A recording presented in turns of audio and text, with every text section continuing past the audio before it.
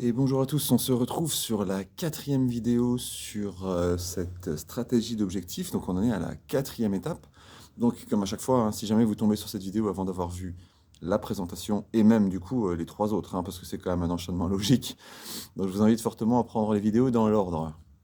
Alors, quatrième étape. La quatrième étape, c'est peut-être le truc le plus contre-intuitif. Alors après, je vous dis ça parce que pour moi, ça l'a été quand je l'ai découvert et ça a été enfin, pour moi, ça a été quelque chose d'assez impressionnant à comprendre. Alors, la quatrième étape, c'est les inconvénients de la réussite. C'est-à-dire que dans le quoi, on a déjà vu ce que je voulais faire et du coup, on a tout de suite fait un zoom sur ce que je voulais pas faire. Et là, maintenant, en fait, on va se poser la question euh, en fait, pourquoi j'y suis pas encore arrivé. Les inconvénients de la réussite, ça peut donner la réponse à pourquoi j'y suis pas encore arrivé. Pourquoi ça n'a jamais marché jusque-là.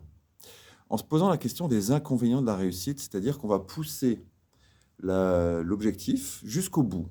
Voilà, j'arrive à mes fins, j'arrive à faire ce que je veux et j'obtiens ce que je veux. Et du coup, il faut vraiment se poser la question de qu'est-ce que ça va changer dans ma vie. Alors, spontanément, comme ça, en général, on trouve les trucs cool qui vont se passer, les points positifs, on va les trouver, puisque logiquement, ça fait partie des raisons qui font que je me lance. Mais parfois, et souvent même, hein, il va quand même y avoir des points négatifs. Il va quand même y avoir des choses qui, qui, qui me plaisent pas forcément, des trucs qui vont avec, mais j'ai peut-être pas super envie de ça. Euh, ou alors, c'est pas que j'en ai pas envie, je suis conscient que ça fait partie et je l'accepte. Et en fait, c'est ça le but des inconvénients de la réussite, c'est de voir les points un peu négatifs et de se dire, ok, je les accepte. Je vous donne un exemple très concret, hein. Là, moi, aujourd'hui, là, je vais animer une journée de formation. Euh, Depuis que j'ai découvert le monde de la formation, j'ai toujours voulu devenir formateur. J'ai toujours aimé ça, être formateur, que ce soit en développement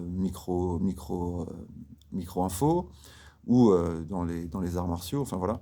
Et donc là, du coup, en sophro, j'ai toujours voulu devenir formateur. Et là, l'institut avec lequel je travaille, pour animer les journées de formation, ben, il travaille dans toute la France.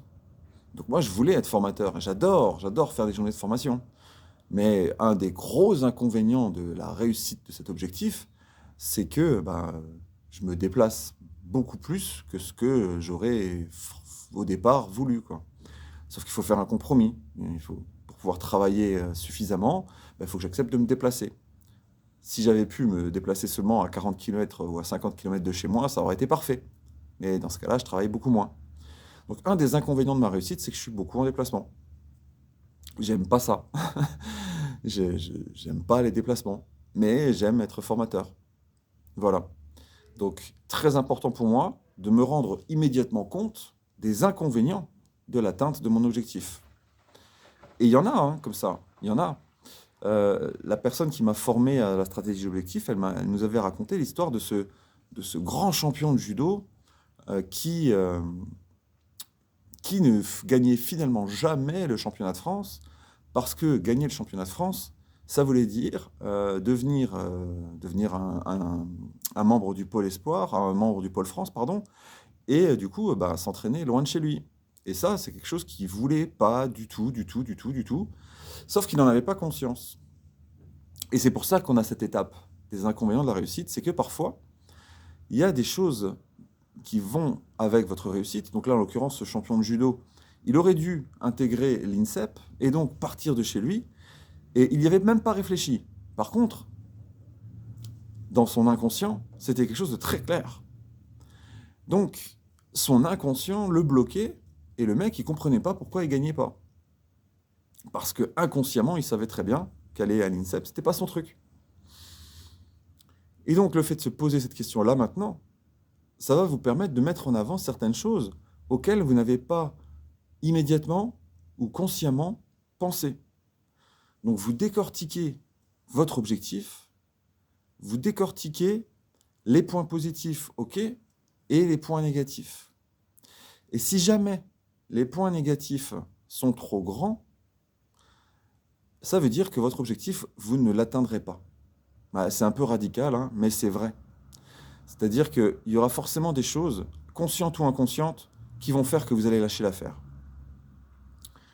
Donc si maintenant votre objectif vous tient vraiment à cœur, eh ben, vous prenez ces objectifs, enfin ces inconvénients, et vous les retournez. Vous les acceptez consciemment. Ou vous les amoindrissez, vous les aménagez. Vous cherchez un moyen de mieux vivre ces inconvénients. Parce que sinon, votre objectif, vous pouvez lui dire adieu, tout simplement. Ou alors, il va vous bouffer la vie. Vous allez l'atteindre, mais vous allez vous confronter tellement fort à ces inconvénients que vous allez devenir dingue. On prend l'exemple typique de l'acteur. Quand on devient acteur, alors il y a des gens qui deviennent acteurs pour devenir des stars. Ok, eux, ils veulent devenir une star. Mais même ceux qui veulent devenir une star, parce qu'à côté, il y a ceux qui veulent devenir acteurs parce qu'ils adorent le jeu, parce que voilà, ils vont jouer dans des trucs et ils n'ont pas forcément prévu de devenir une star. Mais dans les deux cas, même qu'on le veuille ou que ce ne soit pas forcément le but, quand on devient une star, il y a d'immenses inconvénients.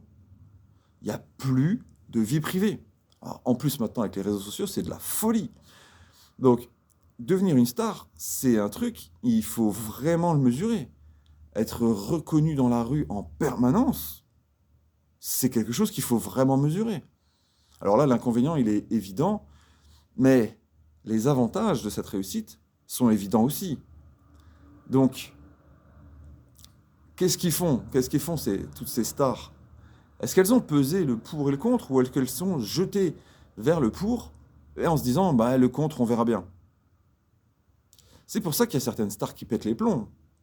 Tout simplement parce qu'elles n'avaient pas anticipé le négatif. Elles avaient anticipé le positif, mais elles n'avaient pas anticipé à quel point le négatif allait leur pourrir la vie. Et pas que leur vie. La vie de leurs conjoints, de leurs conjointes, de leurs enfants. Donc, cette étape, elle est super importante. En fait, toutes le sont, c'est pour ça, il n'y en a que 6, donc forcément, les 6 sont super importantes. Si on en avait mis 15, peut-être qu'il y en a quelques-unes qui étaient intermédiaires, on va dire, mais à 6, à 6, elles sont toutes incontournables. Et là, clairement, vraiment, il faut être honnête et regarder jusqu'au bout tous les inconvénients que votre réussite va générer dans votre vie. Pour qu'au moins, vous ayez le temps de les retourner. Je ne suis pas en train de vous dire que tant pis, il faut laisser tomber votre objectif, mais au moins les amener dans la conscience et pouvoir essayer de les retourner ou s'y préparer. Et là, vous aurez un objectif clairement viable et vous pourrez sereinement avancer vers les 2 dernières étapes qui nous attendent encore. Allez, d'ici là, bonne journée, bye bye.